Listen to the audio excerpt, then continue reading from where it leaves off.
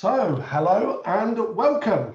Welcome to today's Masterclass on productivity. I'm your host, Andy Gilbert, and thanks for being with me on this hot and sweaty day. I don't know what it's like where you are, but here at our Go.Mad Thinking headquarters, the sun is blazing, so I'm taking a risk today. I've actually got my door and window open. It's quiet, but let's see how it goes. So, what are we going to be covering today? Let us get into this and find out. So, oh, by the way, a tiny little bit about Go.Mad Thinking, just while we wait for a couple more people to arrive. Just in case you're new to us, this is who we are. I should say that Go.Mad stands for Go Make a Difference, okay? It's a rallying call to change, to improve, to be more productive. It is not about staying the same. So a little bit about us as a business. We're coming up to our 25th anniversary. In fact, last week, I was just planning a lot of activities that we're going to be doing next year in 2022, all about celebrating being here for 25 years as a business, working around the world. So lots of good stuff on that to come. What we mainly do is we work with organizations to create light bulb moments, okay? Those moments that exist in your head where you either go, wow, I've got a great idea, or I know clearly exactly what it is that I want, or you have a realization. And we do that through a whole methodology of thinking techniques. And the focus today is on productivity at 3 different levels. And what I'm going to introduce you to is a number of different models. But before we go on to that, let's just check out what your current level of experience is. So let's launch this poll. And what this does is it enables me to just change the stories I use, change the emphasis, explain more things. So if you could just fill that in, please. What's your current level of knowledge about Go.Mad thinking methodology? So I'm just going to wait till about 80% or more have completed. And I've got 72% at the moment. I can see at the moment there's quite a lot of people that have got no experience at all of the Go.Mad methodology. I'm going to share that with you now. I'm going to end the polling and I'll share the results so you can see as well as I can. Here we go. 38%, none at all. 38%, same number, have attended a previous Go.Mad webinar. So thank you for coming back. 25% have watched my TEDx video. If you haven't already, it's great, 17 minutes, and it's called The Art of Making a Difference. Recommend that. Quite a few people read books. Some have done training. Okay, and some have downloaded the app. Again, if you haven't downloaded this, this is a free app. I'll put a slide up at the end. But if you just go onto the App Store and search for Thinking for Good, there's a fantastic, lots of content on there for free. Great. So let's stop sharing that. I will just put that back. We're going to have another poll just very shortly. So what are we going to cover? Well, we are going to cover a new 3-level model of thinking. This is really practical, but hopefully it will create a few of these light bulb moments when you go, I now realize how I can help myself or others to be more productive.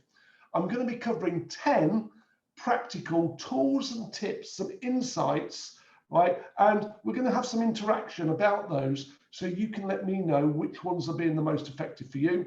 And then we'll end with the last 10 minutes or so with a question and answer session, and we will have prizes. And if you haven't been on one of these sessions before, the more you participate, the more you have a chance of winning a prize. So how do you participate? Well, you can send me questions. As we go through this, I work on 2 screens. My main screen in front of me, just below here, has got a question box. So if I see your question pop up in there, I can either choose to answer it there and then, or we wait till the end. So when the questions occur to you, please put them in the question box for me. The other thing is the chat box. So we will have, I will have a conversation with you at various times, a couple of little exercises that we'll do together. And then if you type your answers in the chat box, I won't necessarily see those because that's on my other screen. And if you see my head go like that, that means I'm looking at the other screen of what's happening in the chat box, but I really want to keep my attention mainly focused on you. So today we have a key member of our team, Jade, who is manning the chat box, and if I refer to certain things, she'll put up explanations for you or references. Okay, so that's it. Chat away. Ask me questions as we go. So which of these currently, here's my question for you, currently describes your role? Okay, again, just lets me tailor this to you, just so I know who we've got on today. And great, keep voting. We're nearly at 80%. Okay, here we go. Let's just stop that and I'll share with you so you can see who's on with you today. So we have a merry group today. We have some executive leaders, a lot of functional and team leaders today. Right, okay. I'm mainly going to pitch my examples then at functional team leader, project leader. There's something for everybody in today with what I'm sharing with you. Great, thanks for that. Right, let us get on with things then. So here we go. This is, I'm going to share with you a new model of thinking. In 2019, way before lockdown, we started to do a productivity research study. And what we were really looking for was how much impact could a team manager, again, this team manager could be at a first level, could be a project team, or could be a leadership team, how much impact could they make within 6 months by personally introducing the Go Mad thinking methodology to their team, okay? And what we did was we worked with 15 organizations and 19 teams without that, and we worked with them for the whole 6 months. And I'm going to share with you the output of that research. And you'll see here that some of those teams made a really big difference. Some of them made a medium difference, and some of them made a weak difference. And we'll look at the reasons for that as well. So when we were analyzing the factors, and I should explain at this point that you'll see that we were just helping the manager. They came to us for 4 or 5 days training. Then they would support their team through one-to-one conversations and meetings. They would have a project sponsored, normally by their either executive or certainly their line manager boss, of something to increase productivity around. And then what we would do is we would measure the differences. So changing mindsets to improve team productivity by using the Go Mad thinking tools. That's what we're really focused on here. So here's a little video.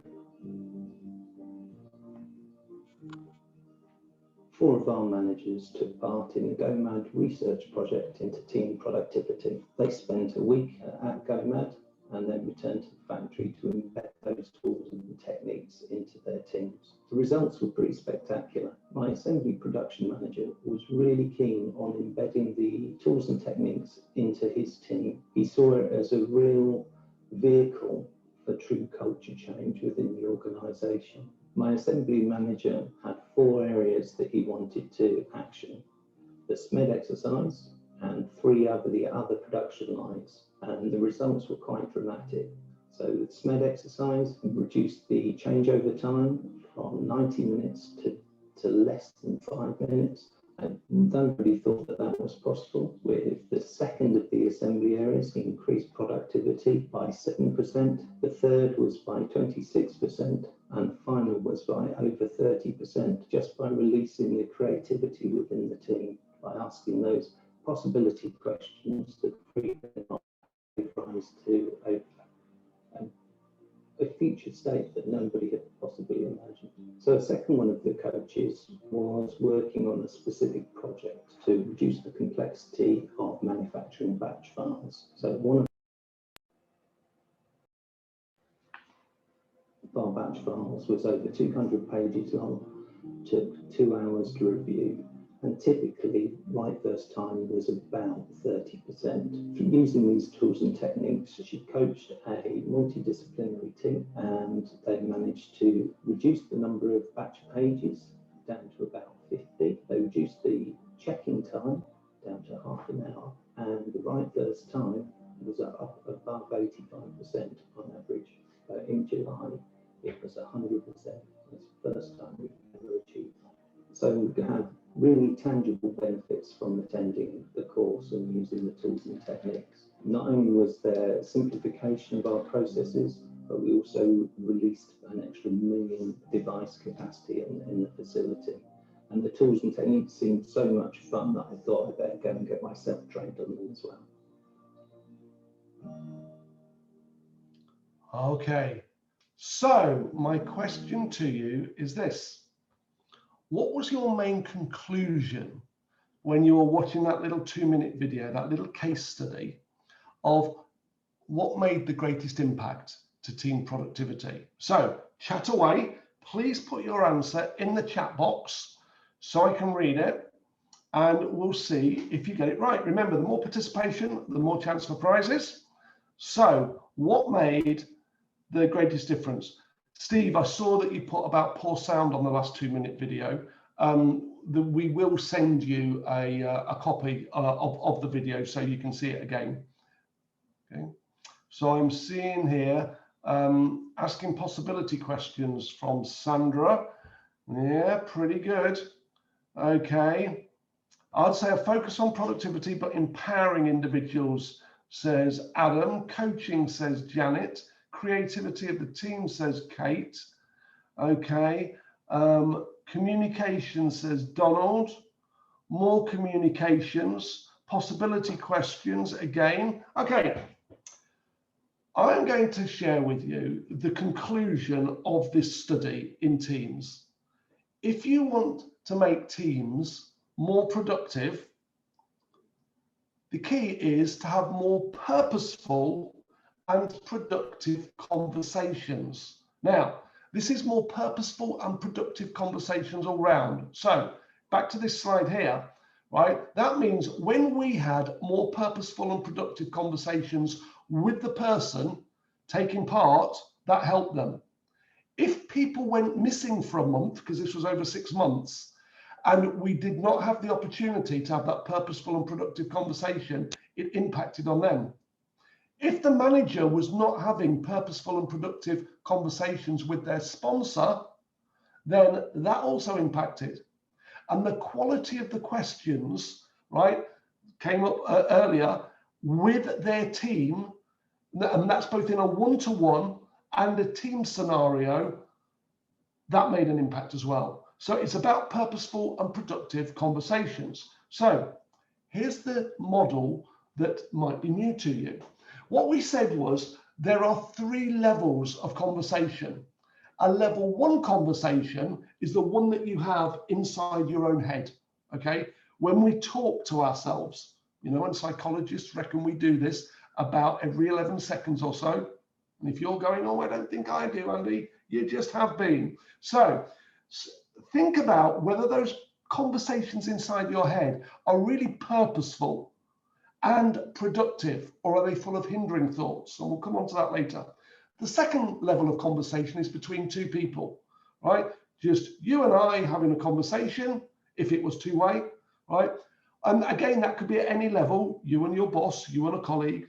And the third level of conversation is where there are 3 or more. So this will typically be team meetings, maybe project meetings as well. So again, if there's any questions you've got on that, please put that in the questions to me. All right? But we're going to have a look now at saying, how can this be used to change or improve culture? So again, you know, I like to make things as simple as I possibly can. If you want to change or improve culture, right, change the quality of your meetings and conversations, okay? Make them more purposeful and productive. The reason why is that meetings and conversations are microcosms of a bigger culture. What happens in those conversations gets repeated time and time again. Therefore, it becomes, that's the way that we do it round here.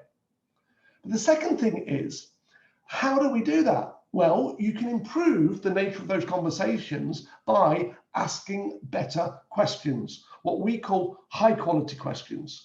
And we'll look at the design of those in a little bit, but also we'll look at how you can assess the quality of questions and even audit them in a meeting so you know what to improve.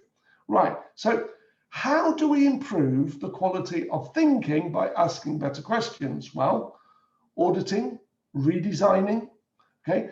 This is about rephrasing them, okay? Because once we've got better questions, people have to think of better quality answers. Therefore, you get better ideas, you get better decisions, you get better meeting outputs, and people have a memory of, wow, wasn't that a great productive meeting? Let's have one of those again. And then, of course, it becomes more productive. And you know what? Surprise, surprise, you will find that the culture changes as they become more productive. So really, the answer is great questions. So whatever questions are going through your mind, please capture them down and I'm happy to answer them. I'm giving you really the high level results of this survey. So now I'm going to share with you 10 practical things. I'm going to go through 5 of them. We'll pause, we'll do a little question and answer, see which ones you think are the most important for you.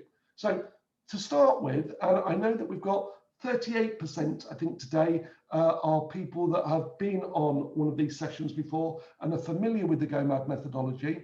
But for those that are not, and it's their first time, this is what we refer to as a thinking effectiveness model, okay? Go make a difference, thinking effectiveness model. And what it basically says is that inside our head, we predominantly do 4 things, okay?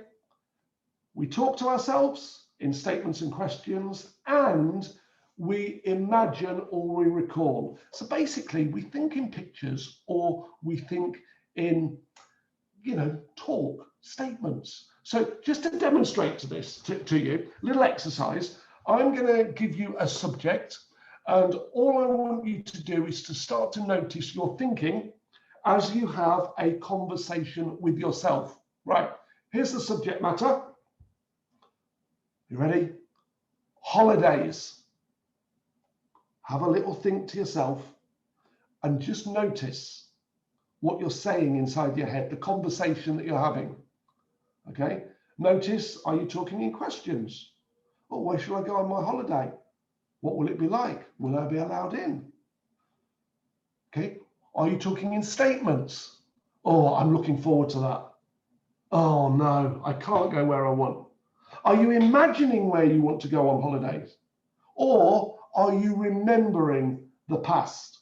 Okay, so this is about noticing which of those 4 areas, and very often it's a multiple of them, you're using at the moment when you talk to yourself, but then going, actually, is this a helpful conversation in my head? Is it helping me to feel good or move forward? Or is it a hindering conversation that's maybe preventing me from making progress or making me not feel too good? Okay, feelings are an output of thoughts. Okay, so unless it's a physical, somebody kind of like stinging you or something like that, feelings tend to follow thoughts. So just notice, so in the chat box, just put down Q for questions, S for statements, P for past, or I or F for future. What were you doing in your head when you were thinking in a conversation to yourself? Okay, Q, Q, S, P, S, P, Q, S, P, F. Oh, there's a lot of pasts here, a lot of people thinking about past holidays. Okay, statements Q and F from Stacey, imagining from Jenny, question from Denise and Deirdre, S and Q from Adam, F and F from Jenny, Karen's an S, Q and F from Kate. Right, so you'll see that people think in different ways, don't they? Right, now, again, a bit of honesty, just in the chat box, just put, I was going to say H for helpful, but then I realized it was H for hindering as well. Just put a cross if it was hindering, or an H for helpful. Cross for hindering or an H for helpful. What was going through your mind? Oh, it's a mixture. It's a real mixture. It's about 50-50 or slightly more helpful, both. Sandra's put, my gremlin needs a vacation. Is that the gremlin in your head, Sandra? Okay, people are putting both. So what we've got to think from this is that when people think, they don't just do a mixture of 4 things in their head, but sometimes they're helpful, sometimes they're hindering, and sometimes they're a mixture of both. So tip number 1, if we want to be more productive, what we should really do is start to ask ourselves, right, what's the most helpful question I could ask myself? What's the most helpful statement that I could make to myself inside my head? What's the most helpful thing that I could imagine about the future? And what's the most helpful thing I can remember about the past? Because then what we're doing is we are starting to control and influence a level 1 conversation with ourselves. You know, and last night I was reading some statistics about mental health, and it was saying that about 1 in 4 people in, you know, kind of like the UK are experiencing some sort of mental health challenge at the moment. And mental health challenges are in the head. So you can imagine some people have a lot more hindering thoughts than others. Some people are really beating themselves up. Some people are just imagining the worst is going to happen. Some people don't have the ability or the habit of asking themselves helpful questions.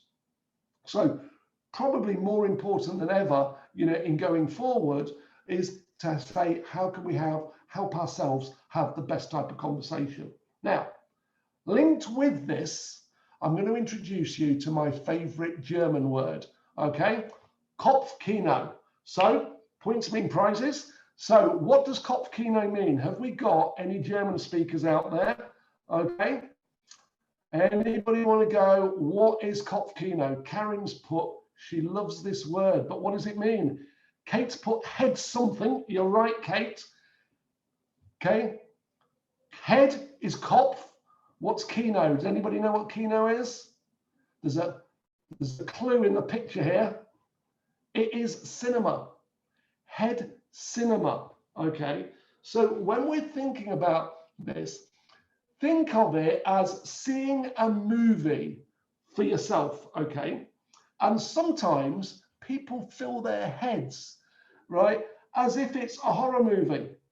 Sometimes people have an adventure movie going on in their heads, right, as they think about today, the next day, going on holiday, the rest of this year, the rest of their life. What sort of movie is it you're creating? But I just love the fact that the Germans have a word. Can you imagine if you were saying, how's your Kopfkino today? How's your head cinema? What images are you creating? What's the script and the dialogue that goes along with that?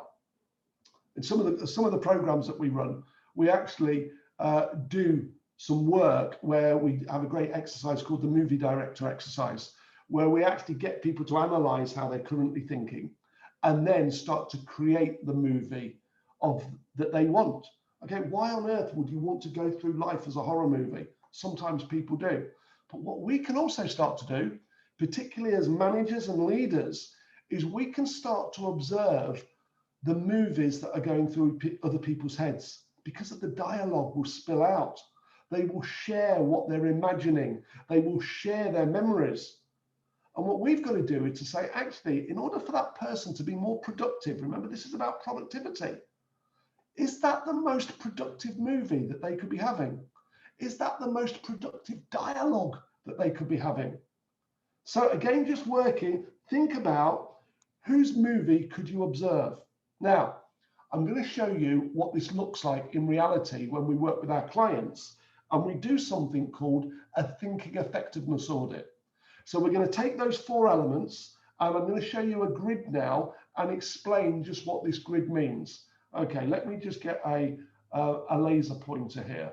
Okay, so you'll see here on this column here, we've got 4 healthcare groups. This was done in a hospital, and we work quite a lot with the NHS, helping them to improve their productivity. And this particular example was done in the course of one day. where there were 4 healthcare groups. FW8 stands for Family and Women's Health, Surgery, Clinical Support and Medicine, and they each came in for a 90-minute session.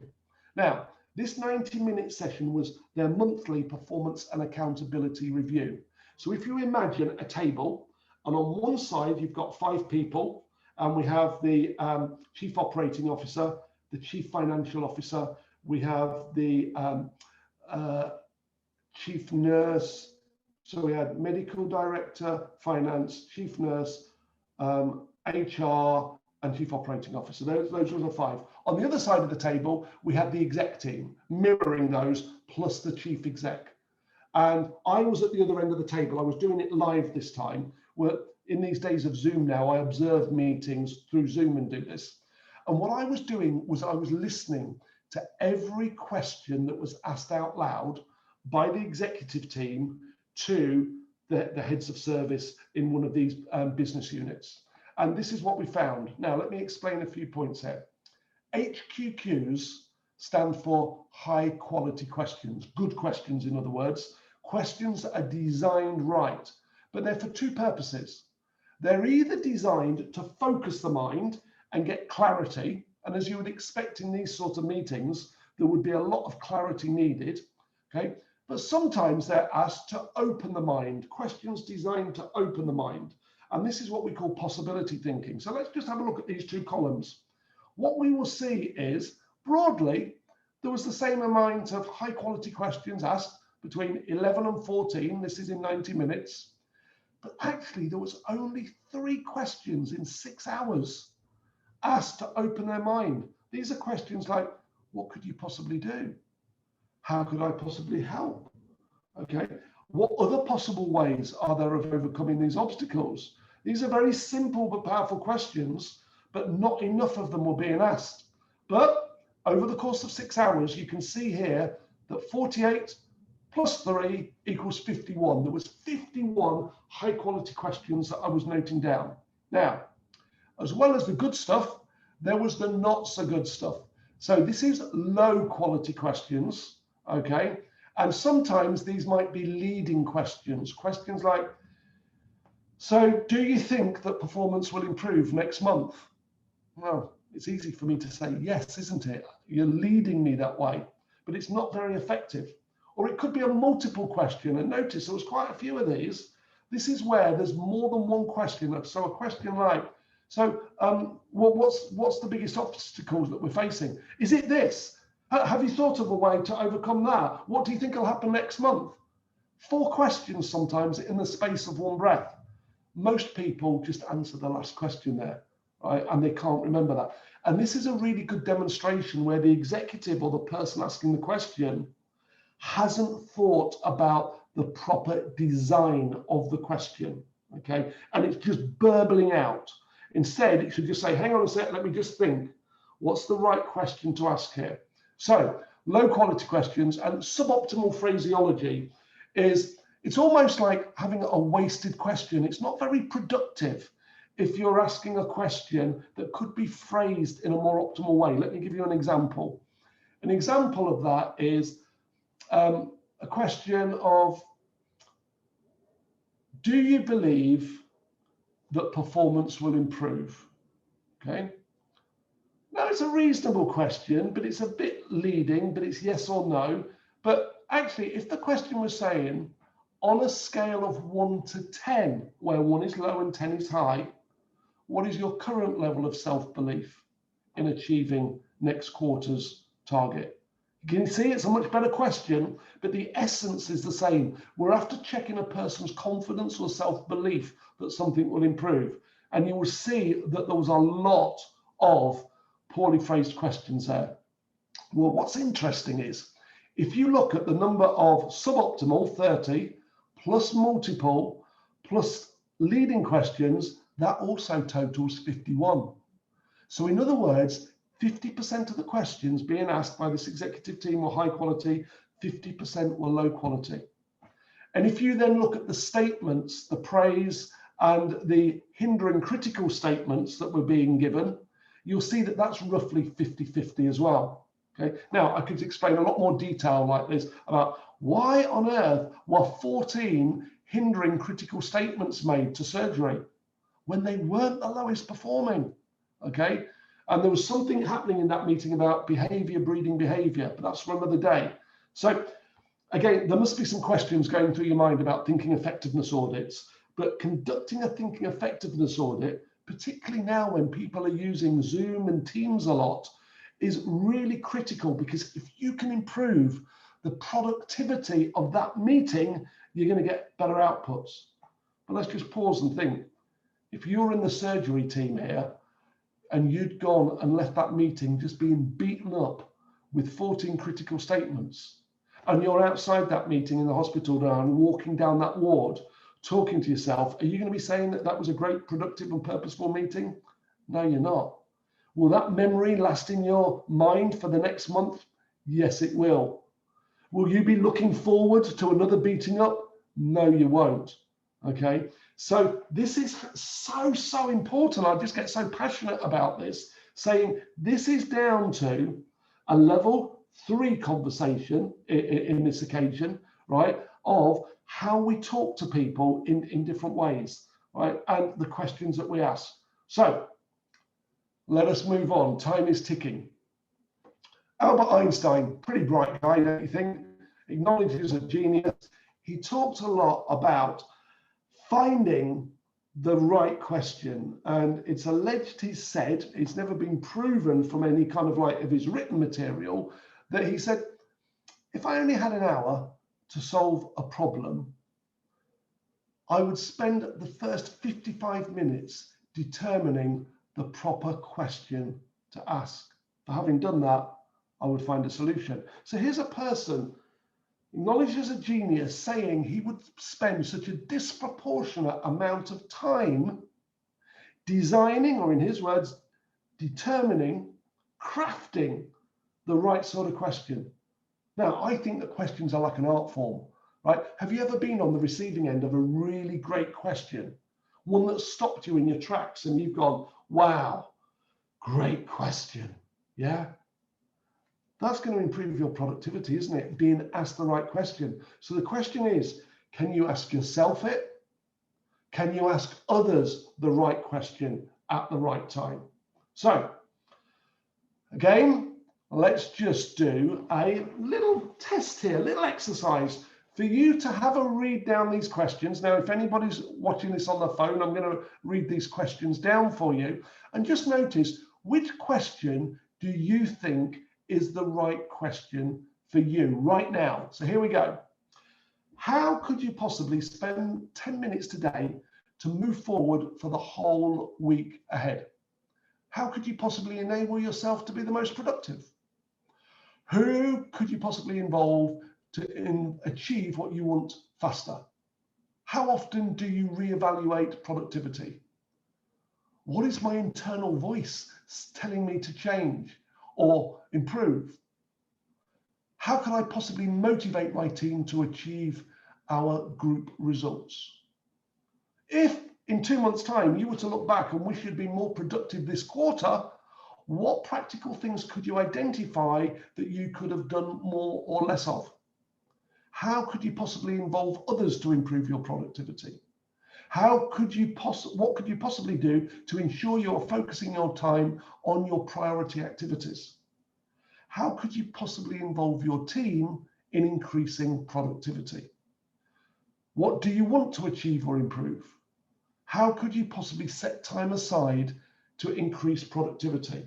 Now, some good questions in there, but again, just put down the 1 or 2 questions from that list that as of today are the most helpful questions to get you thinking. And let's just see if we've got a little bit of a trend here.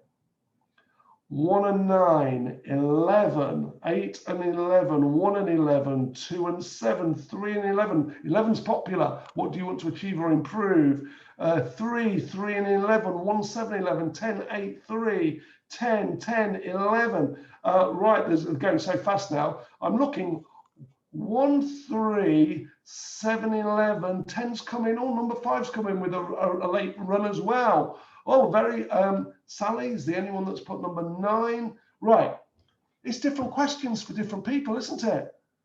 Because, you know, was it Epictetus once said, you can never tread in the, I'm paraphrasing here, you can never step in the same river twice. That's the saying. You can never step in the same river twice. Why? Because the river changes, the water changes, right? Your situation changes. So what is the right question at the right time?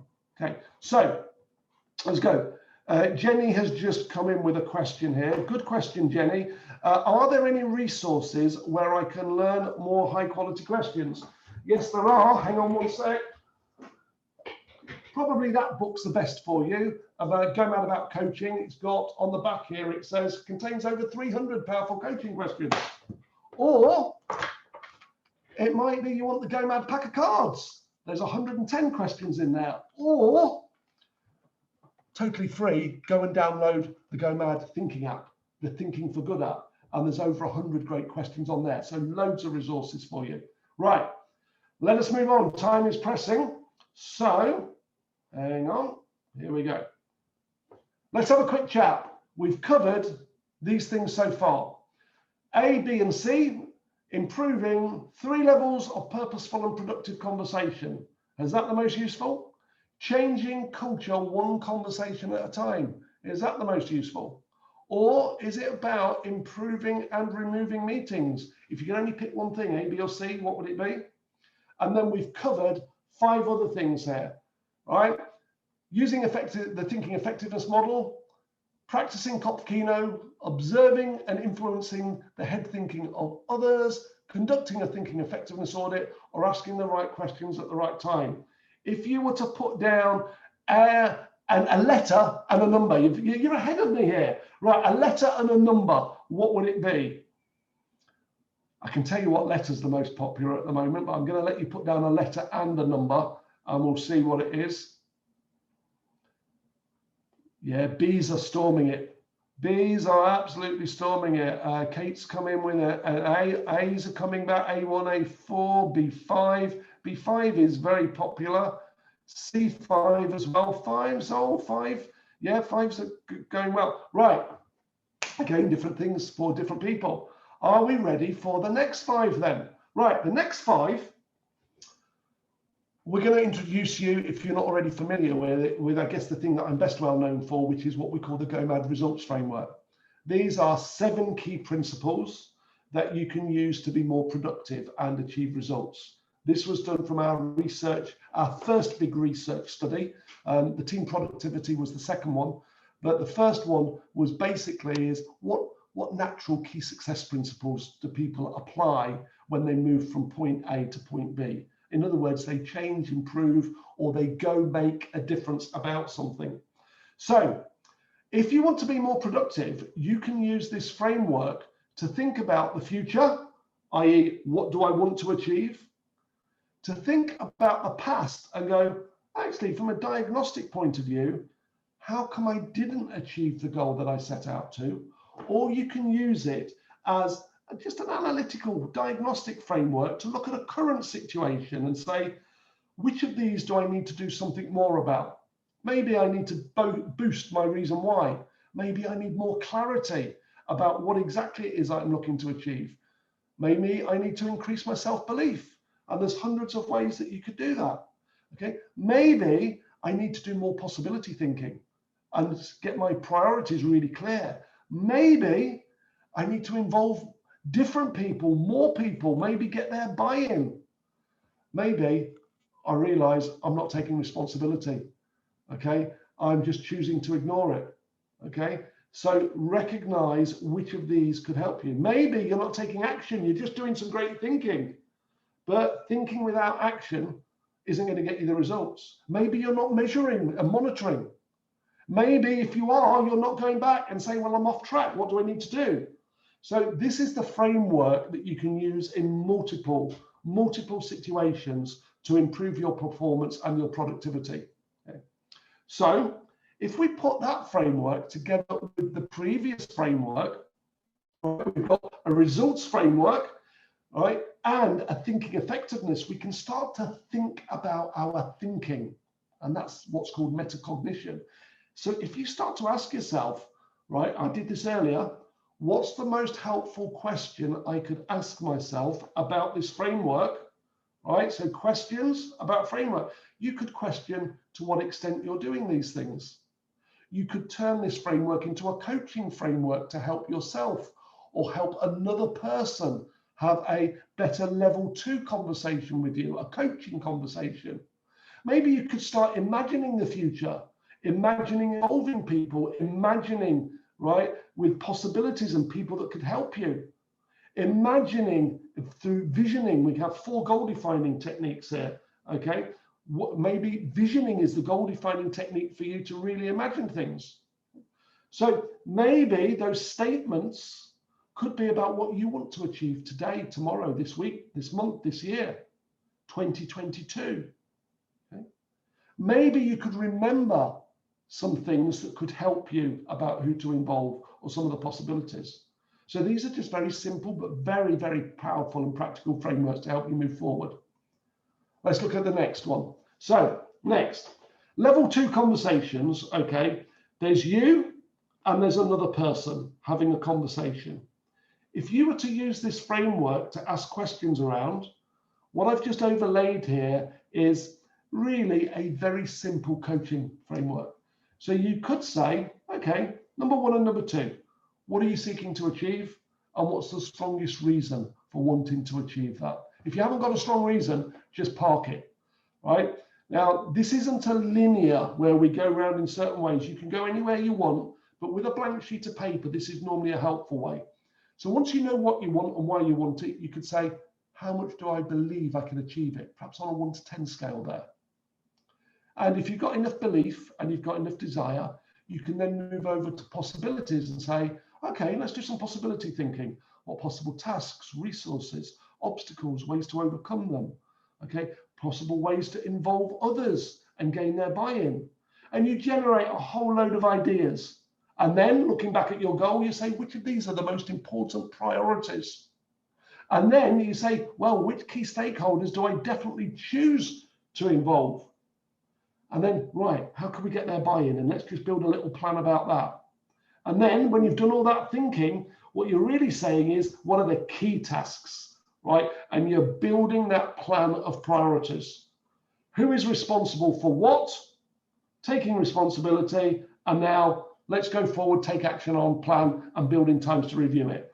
That's very, very quick. But as I say, if you need more about that, that's the book for you. But actually on the Thinking for Good app, you can have me doing a 25-minute version of that with about 35, 36 questions on there, right? And leaving spaces. So you can always be coached by me for free, okay? So influence better level 2 conversations via high quality questions. That's the tip there. Next one then. You can also use this framework to facilitate and prepare for meetings. Remember, meetings are the key. If you want more productive meetings, right, and more purposeful meetings, think about the reason why. Define clear goals. Put high quality questions on agendas, not just statements. There's so much we could do about meetings there, okay? So finally, think about the differences that you want to make. It could be that you want to just make a difference about yourself. It could be that you want to help other people at that level 2 where there's 2 people in that conversation. Okay? Or you can have a level 3 conversation and help 3 or more people. Maybe you want to think about making a difference to the whole organization. Maybe you want to think about people outside of your organization. So in terms of productivity, we start with, can we be more productive inside our own head? Can I help another person be more productive? Could I help my team be more productive? Could I help my organization be more productive? And this is where we sometimes work with organizations and do large-scale cultural change and transformation, embedding these tools in organizations through licensed master coaches. And again, got any questions about any of this stuff that I'm covering, please put them in the question box. Right, so time for reflection, little chat with me, and then we're going to go into questions and prize giving. So we have now covered 10 things. things that, if you chose to apply them, could improve your productivity. Okay, I'm going to let you pick some of those. You can pick your top 1, 2, or 3, whatever. I'm not going to read them out to you. You can read them yourself. Which ones is the most helpful for you?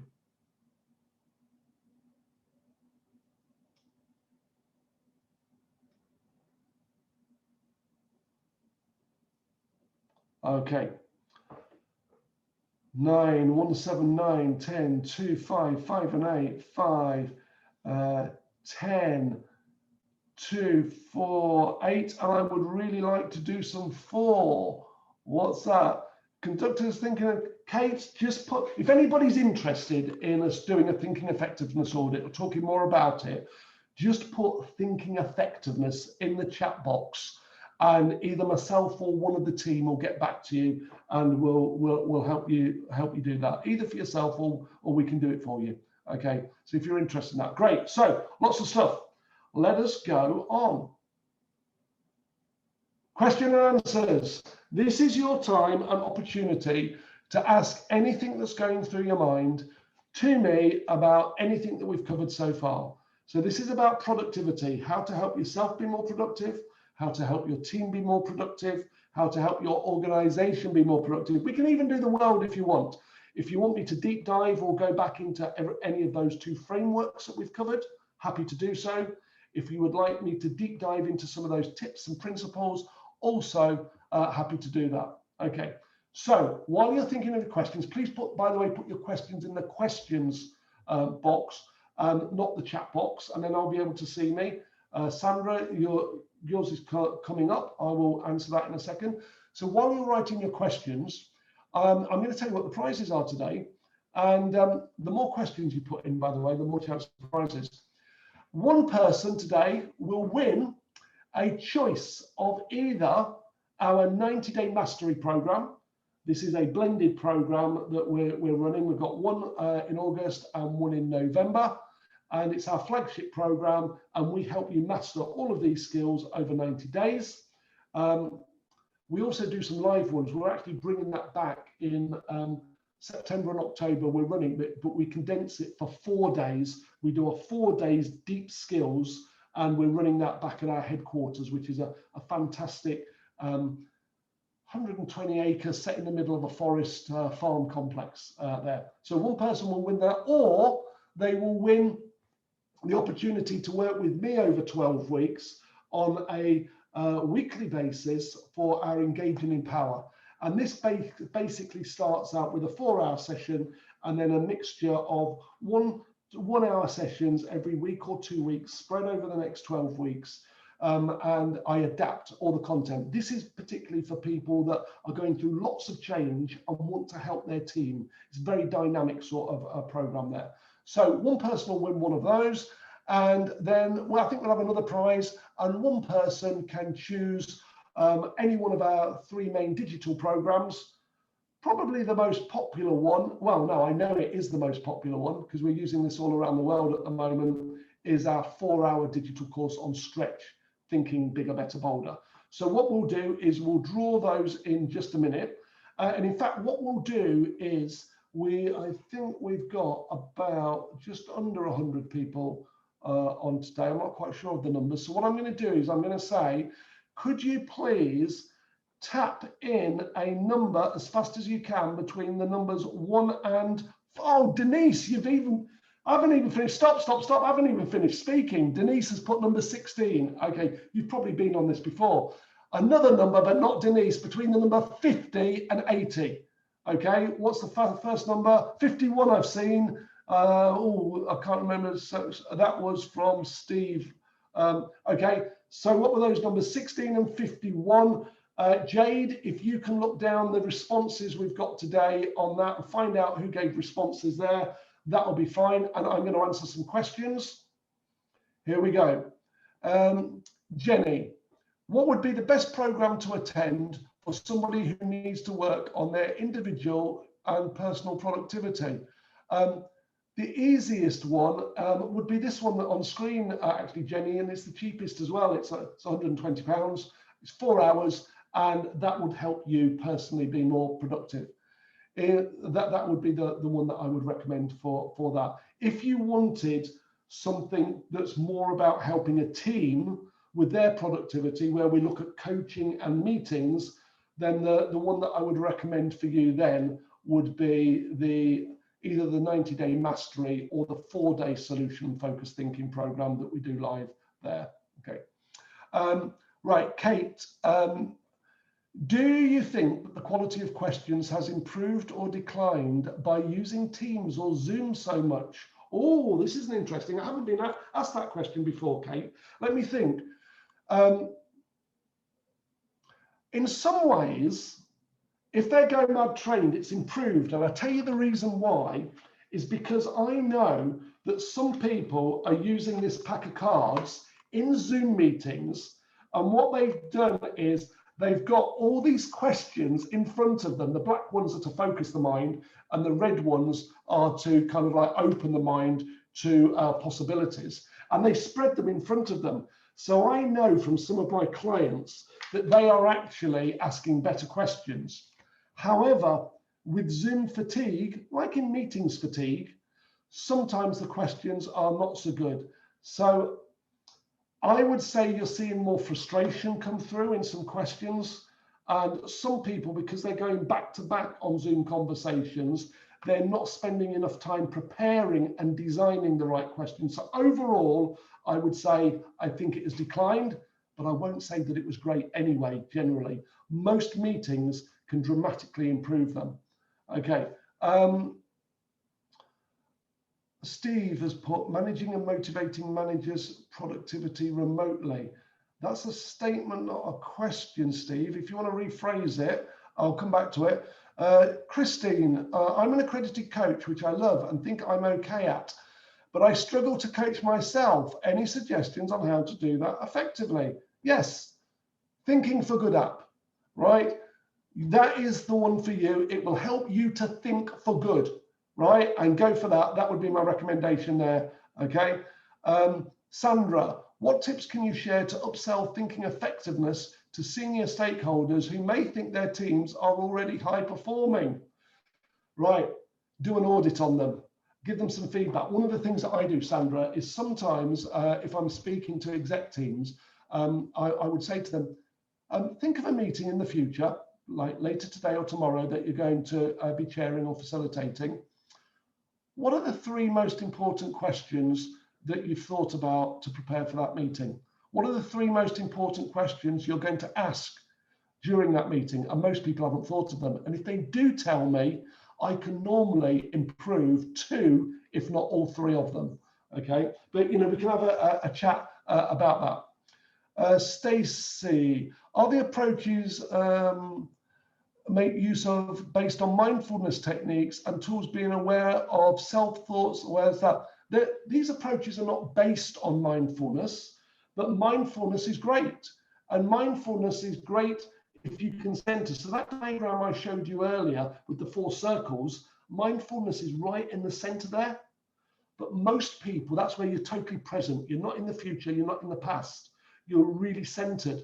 But for most people, they can't be mindful for most of the time. They're either flicking back or forwards. So our research is based over the last 25 years on, you know, observation and methods that we've used to build our models, not based on anything else, but complementary to other things. Charlotte, how can you try and observe somebody's head cinema without being intrusive? Are there tried and tested types of questions that we can use that are safe? Absolutely, Charlotte. Let me give you a couple here, right? Here's a great one. You just say to a person, you notice perhaps a puzzled expression or something on their mind, and you go, can I just check what's on your mind? And if you create a safe environment, they'll normally tell you. Or you could say, what's going through your head at the moment? What thoughts have you got? These are very safe ways to tease it out of people. Okay?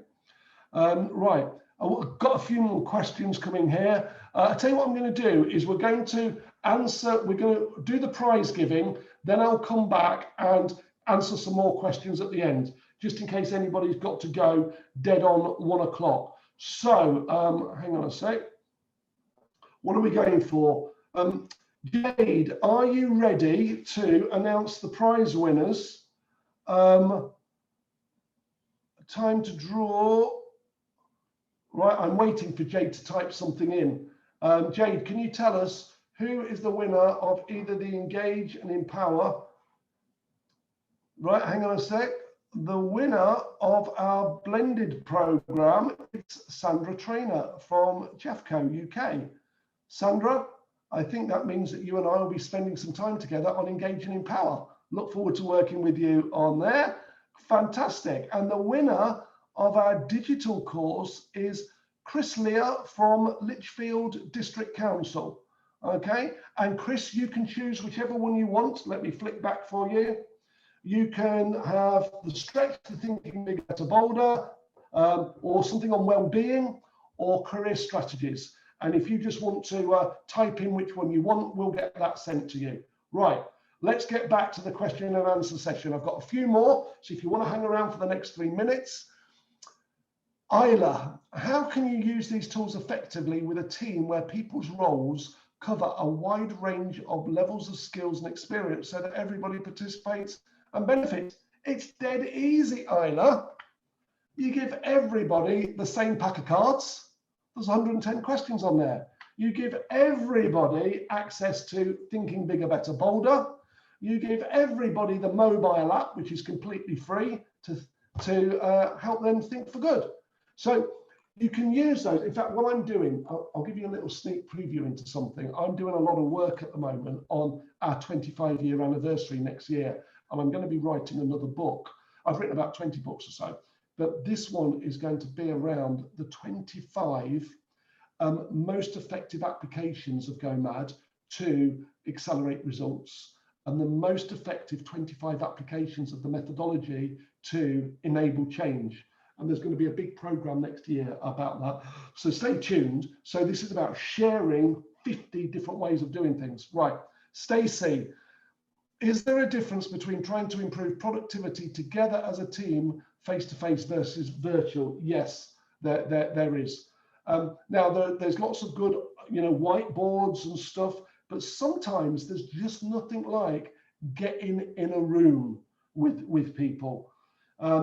So there is a difference, but when you're in a room with people, that can be grossly unproductive because you get too many people talking.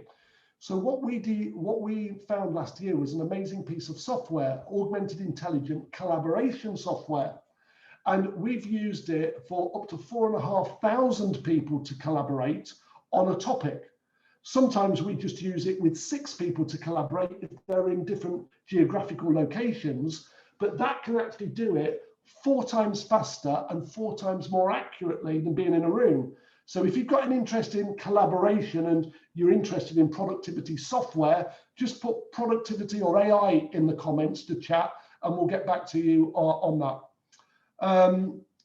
Christine, I've downloaded the app. It looks fabulous. Thank you. You're welcome, Christine. Just enjoy it and share it. It's our gift to the world. We actually developed it for the NHS in the first lockdown, and now we're giving it away to anyone. Chris, thanks for the win. Can I be sent through some details of each course before choosing? Yes, Jade will sort that out for you. Sandra wants some info on the AI. If you want info on anything, by the way, just put it in the chat box and we'll do that. I think I've got one question left from Isla. Do you think there is a minimum level of experience / responsibility where someone can benefit from your programs? Well, the youngest person we've helped is 8, right? And I actually wrote a book for 8 to 10-year-olds called Gilbert, Filbert and his Big Mad Box. So if you go onto our website there, you can see that. The oldest person is 80, who had a vision for bringing TEDx to Leicester, where I live. And so an 80-year-old with a vision we've helped. The minimum level of experience is if you've got, reasonable intelligence and you can read and write, you can come to a training program on that. So I think that's it. Cards, if you can read and write, you can ask questions. You don't even have to be able to read that well to be able to use the app. So there's lots of stuff there. Okay, so time is nearly up. It's been a blast. I'm going to put my fan on, okay, and start cooling myself down now and button a shirt or so. Please do what you want. Take off your own clothes in the comfort of your own home, obviously, not in an office situation. I look forward to seeing you in the future. Here's the dates of our next sessions, okay? Thinking bigger, better, and bolder. This is the broad Go Mad. This is suitable for anybody. So in answer to Isla, your last question, this would be a program. This brings to life the 4-hour program that we've got online. I would say invite the whole planet to it, because there's something in it there for everybody. In case you haven't downloaded it yet, here's the app. If you want to give us some feedback in the box, please do so. It's been great seeing you. I'll hang around for another minute or so just in case any other question pops up, and I'll read some of that. Thanks very much. Great session. Look forward to using the cards, says Kate. It'd be a great present. Sandra, will we get a copy of the recording? Yes, I'll make sure that Jade sends you a copy of the recording, Sandra. Karen, you're welcome. Thanks for being here. A Christmas present for my nephew, says Isla. Yeah, great.